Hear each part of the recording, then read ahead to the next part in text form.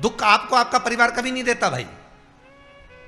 ना आपकी माता आपको दुख देगी, ना आपकी पिता आपको दुख देंगे, ना आपका भाई आपको दुख देगा, ना आपकी धर्म पत्नी आपको दुख देगी, ना पति दुख देगा, ना बच्चे दुख देंगे, ना कुटुंब दुख देगा, ना बहू दुख देगी, ना पोता पोती दुख देंगे। आप में से कितने लोग हैं जो टीवी पर कथा सुन रहे हैं और उनका परिवार उनको दुख दे रहा है? कितने लोग हैं ऐसे? कभी विचार करना एकांत में बैठकर कि आपको ना आपकी पत्नी दुख दे रही है, ना आपको आपका पति दुख दे रहा है, ना आप अपने पति को तलाक दे रहे हो, ना आप अपनी पत्नी को तलाक दे रहे हो, ना आपका बेटा आपको दुख दे रहा है, ना आपकी बहू आपको दुख दे रही है, ना आपका कुटुंब के लोग, परिवार के लोग, भाई आपको दुख दे रहा है। ये कहीं नहीं हो सकता।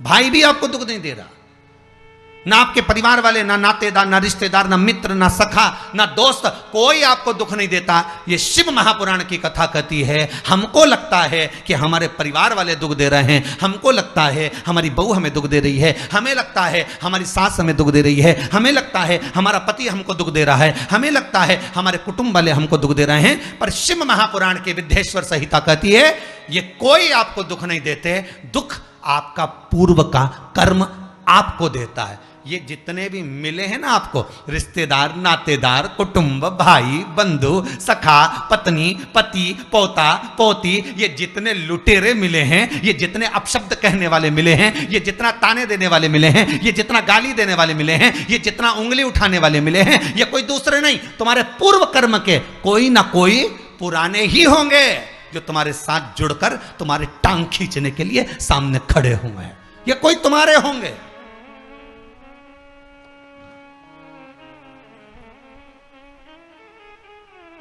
तो ये सब दिमाग से निकाल दीजिए आप आपके ये चित्तवृत्ति बुद्धि से ये बात सब निकाल दो। जितने लोग कथा सुन रहे हैं ना, अपनी बुद्धि से निकाल देना कि मेरी बहू मुझे गाली दे रही है। हाँ, तूने किसी गाय को रोटी नहीं दी और दी भी होगी, दूसरी बार गाय आ गई होगी तो डंडा मार के भगा दिया, वही बहू आई है, वाणी के डंडे कुदा रही है।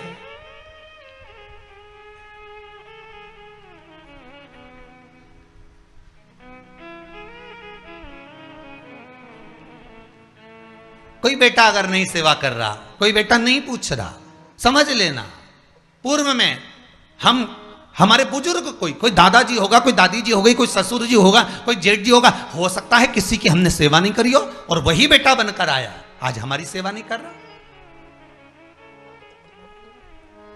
मत बुरे कर्म कर बंदे वरना पछताएगा, भगवान की आंखों से तू बच नहीं पाएगा, तू बच नहीं पाएगा।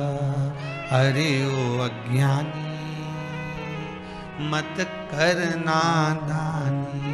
बचना नहीं है, बहुत ये हमें लगता है गुरुजी मेरी बहू बहुत परेशान करे, गुरुजी मेरी सास बहुत परेशान करे, मेरा भाई मेरी प्रॉपर्टी खा गया, मेरा भाई ये लेकर चले गया, मेरे ससुराल वाले ऐसे, मेरे रिश्तेदार ऐसे, मेरे कुटुंबी ऐसे, मेरे कबीले वाले ऐसे, मेरे ये ऐसे। तो हमको लगता है कि ये अपने ऐसे।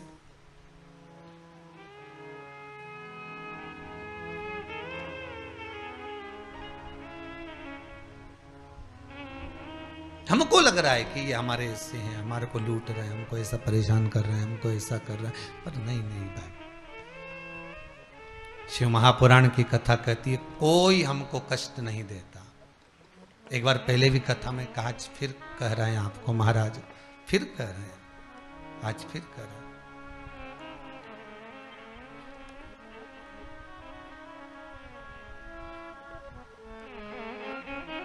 आपको फिर निवेदन कर रहा है, बीमार हुए देवास में, बीमार हुए भोपाल में, बीमार हुए सीहोर में, बीमार हुए कहीं, डॉक्टर को दिखाने जा रहे हैं इंदौर, डॉक्टर को दिखाने जा रहे हैं भोपाल, डॉक्टर को दिखाने जा रहे हैं देवास, मुंबई, पुणे, जहाँ तहाँ हम डॉक्टर को दिखाने के लिए जा रहे हैं। वहाँ हॉस्पिटल में हमने सुई लगवाई, इंजेक्शन लगवाया, वहीं से कहीं कुछ चीरा फाड़ी कर दी, ऑपरेशन कर दिया। जरा विचार करना कभी एकांत में बैठ कर कि रहते यहाँ थे, दवाई लेने पहुँचे वहाँ, इंजेक्शन वहाँ लगवाया, बताओ ऑपरेशन वहाँ करवाया। तो इतने सारे हॉस्पिटल, कहीं ना किसी ने कहा सूरत भी जा सकते हो, किसी ने कहा अहमदाबाद चले जाओ, किसी ने कहा वहां चले जाओ, कोई कहे पूना चले जाओ, कोई कहे मुंबई चले जाओ, कोई कहे इंदौर चले जाओ, कोई कहे भोपाल चले जाओ। पर रहने वाला कहाँ का और जाकर ऑपरेशन करवा रहा है कहाँ पर? विचार करिएगा। रहने वाला कहाँ का और इंजेक्शन लगवा रहा है कहाँ जाकर? जरा विचार करिएगा।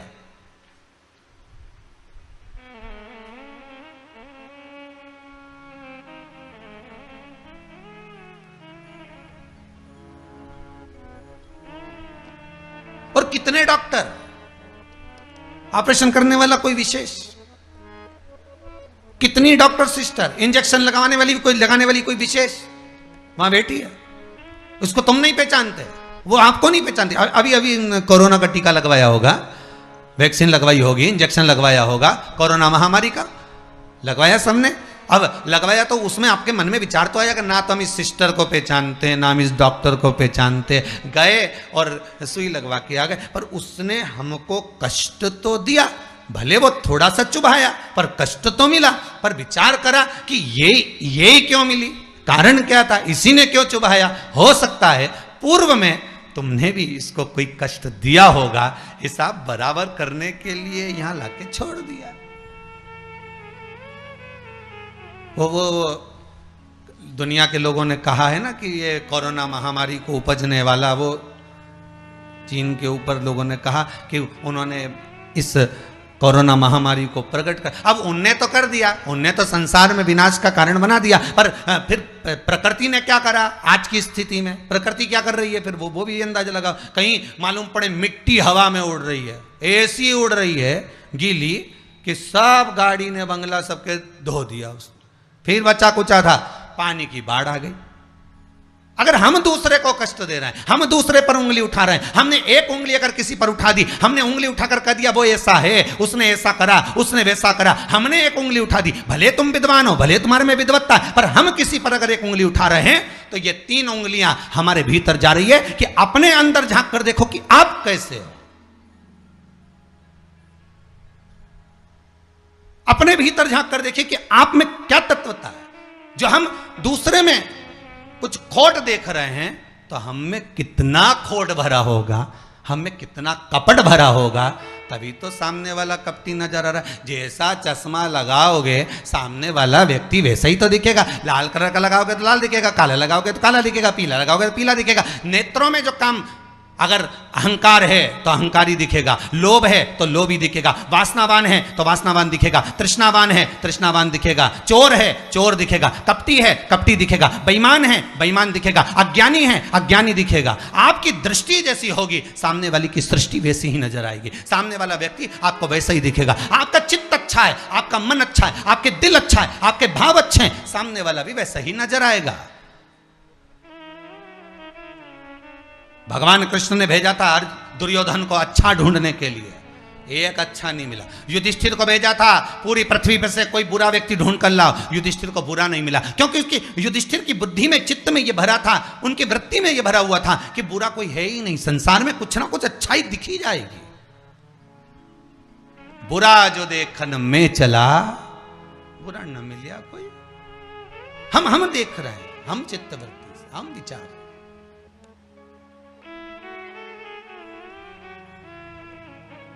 कौन ना बहू बुरी है, फिर निवेदन करूंगा, ना सास बुरी है, ना बेटा बुरा, ना बहू बुरी, ना ही ये पूरा संसार बुरा, सब अच्छे हैं।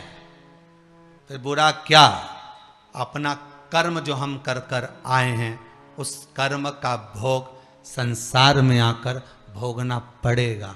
एक रोटी भी हमको खाने को मिल रही है तो हमारे पूर्व के किए हुए कर्म के अनुसार मिल रही है।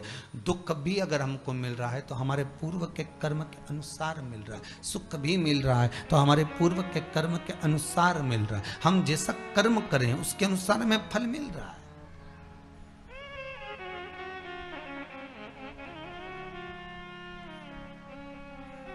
इसलिए बारंबार कहा था कि मान मेरा कहना नहीं तो पछताएगा, माटी का खिलौना माटी में मिल जाएगा, हेट बूट सूट सब यहीं रह जाएगा, और माटी का खिलौना माटी में मिल जाएगा। ये हेड रह गया, ये बूट रह गया, ये सूट रह गया, सब पड़ा की पड़ा रह गया, सब धरा की धरा रह गया। इसका मूल तत्व क्या है? इसकी महत्वता क्या है?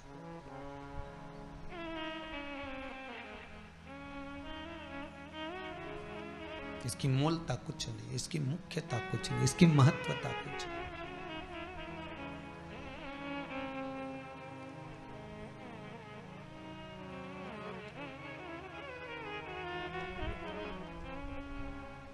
किले भोले का नाम, भगवान शिव का मंत्र, नाम स्मरण जप कीर्तन सुख दे।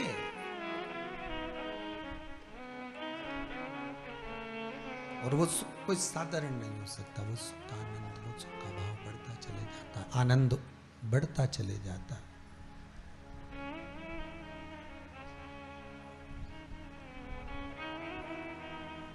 ले भोले का नाम काहे यूं भटके,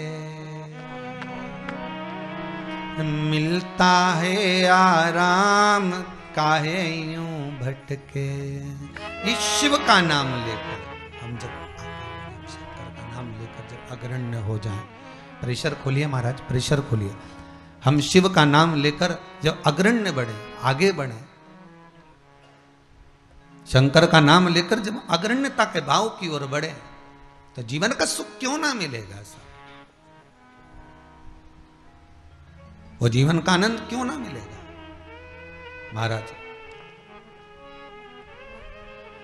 शिव पुराण कह रहे हैं, कोई बुरा नहीं संसार में। ये जितने नाते रिश्ते कुटुंब कबीले बनते चले जाते हैं, ये हमारे कर्म के अनुसार बनते चले जाते हैं। कर्म के अनुसार, ये कोई दूसरा बनाता नहीं है। जैसा पूर्व में कर कर आए हो, वैसा आपके सामने आपका व्यवहार सामने वाले का प्राप्त होगा, वैसा व्यवहार प्राप्त होगा।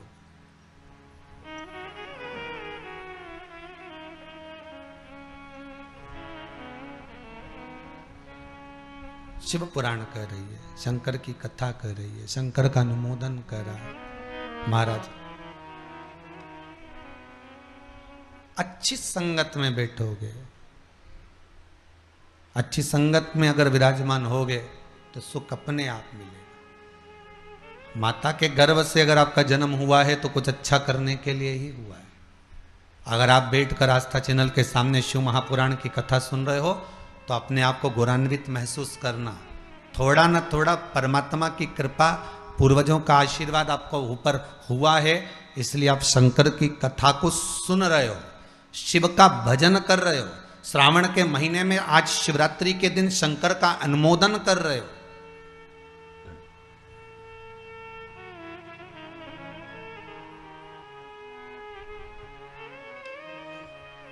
घर में 4 बहुएं होती हैं, 5 बहू होती है, 6 बहू होती है। सास 6 बहू को बोलती है कि जाओ पानी लेकर आओ, अरे बोलो जम के जरा, नहीं बोलती ना। सास किसी एक का नाम लेगी, ए बेटा, ए लाली, एक बहू का नाम लेगी और उसको पुकारेगी और पुकार कर कहेगी जरा मेरे लिए 1 गिलास पानी ला दे बेटा। बहू जाएगी, पानी ला कर देगी। अब सास ने वो 3 को क्यों नहीं बुलाया रे?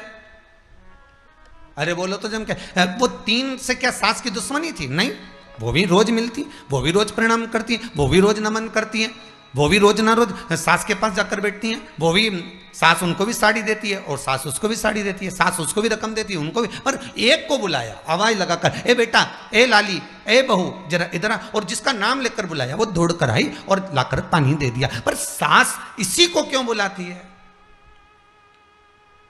4 बहू में से इसी बस बहू को आवाज क्यों लगाती है? बस उतना तुम अंदाजा लगा कर रखो कि सास इसी को ज्यादा क्यों बुलाती है, इसी से बात क्यों ज्यादा करती है। ना तो उसने कुछ दिया, ना इसने कुछ दिया, ना कोई बात। पर कुछ बहू में, 4 बहुओं में, 4 बेटे में कोई एक ऐसा होता है जिससे सास की अच्छी पटती है। उसी तरह भोलेनाथ भी परिवार में उसको देख लेता है जिससे शिव की अच्छी पटती है, उसी को बिठाता है कथा में।